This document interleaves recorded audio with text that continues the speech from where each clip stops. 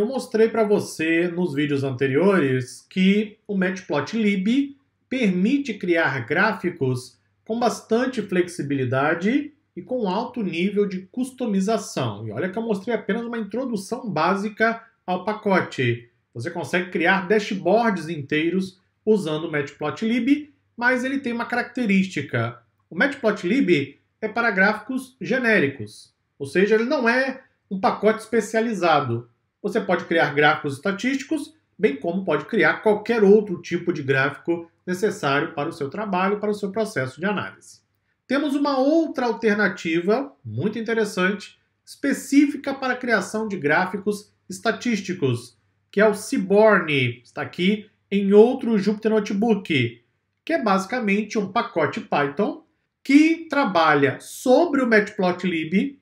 Então ele ainda precisa da base do Matplotlib, mas permite você criar gráficos estatísticos com, normalmente, uma linha de código, uma função, e você cria o gráfico a partir dos seus dados. Vou trazer uma série de exemplos para você. Primeiro, versão Python usada neste trabalho. Vamos então visitar a página oficial do Seaborn. Aqui está para você.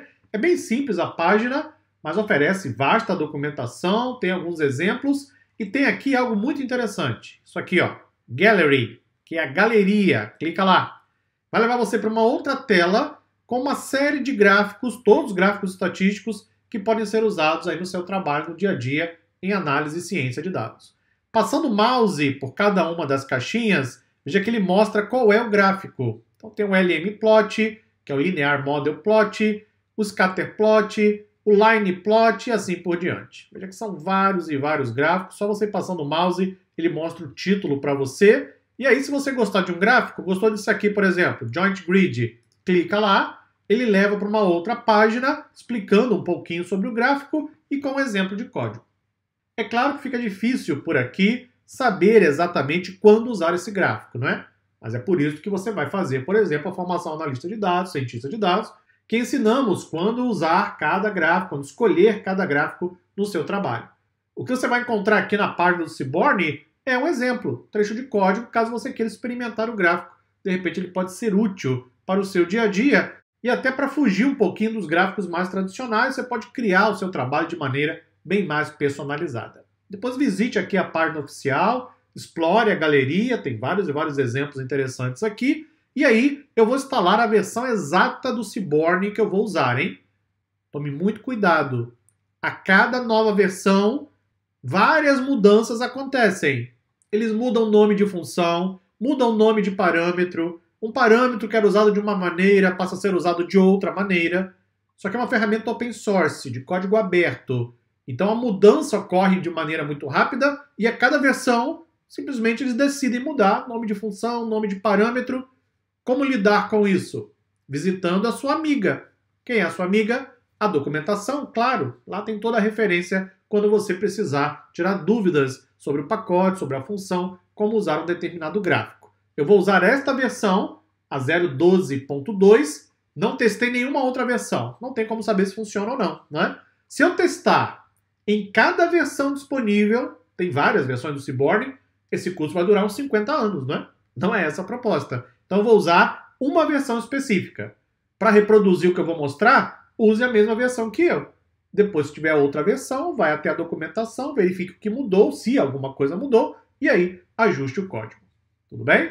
Então vamos instalar o Seaborn. Ele já vem com Anaconda, só que é uma versão um pouquinho mais antiga. Então eu atualizei para a versão mais nova no momento que eu gravo as aulas para você.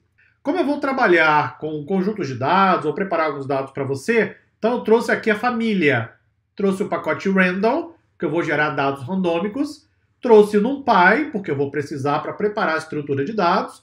Vou preparar em algum momento estrutura de dados com pandas. E eu preciso do Matplotlib, porque ele forma a base, o fundamento para usar o Seaborn. O Seaborn, ele roda acima do Matplotlib. Tudo bem? Depois disso, veja que eu coloquei aqui algo bem interessante. O Import Warnings. Estou filtrando os warnings. O warning é aviso. O que é isso? A cada nova versão de um pacote, os desenvolvedores do pacote colocam avisos dizendo que algo pode mudar ou que vai mudar em versões futuras. Então você está lá usando a versão 0.12.2. Estou usando a versão, opa, apareceu um aviso. Às vezes o desenvolvedor quer dizer para você que em outra versão, aquele parâmetro que você está usando vai deixar de existir. E aí ele pede, ajuste seu código de acordo. Isso não é ruim, isso é bom, claro. Só que isso polui um pouco o Jupyter Notebook. Para esse exemplo aqui que eu estou trazendo para você, não faz sentido ficar olhando para warnings, não é? E aí também ensino a você como filtrar, para deixar o Jupyter mais limpo, não é? Sem uma série de mensagens dizendo que vai ter mudança no futuro e assim por diante. Então, se quiser filtrar mensagens de warning, é só você utilizar esse recurso com a linguagem Python. Não se deve filtrar mensagem de erro. Erro tem que ser tratado e resolvido. Mensagem de warning é totalmente opcional. Vamos então carregar os pacotes. E aí as versões que eu usei para o NumPy, para o Pandas, Matplotlib e agora do Seaborn. Veja que eu importei o Seaborn e dei um apelido carinhoso, chamado SEA. SIA. Apenas as primeiras letras do nome do pacote. Vamos então criar gráficos com o Seaborn. Vou trazer alguns exemplos para você. Me acompanhe no próximo vídeo, tá?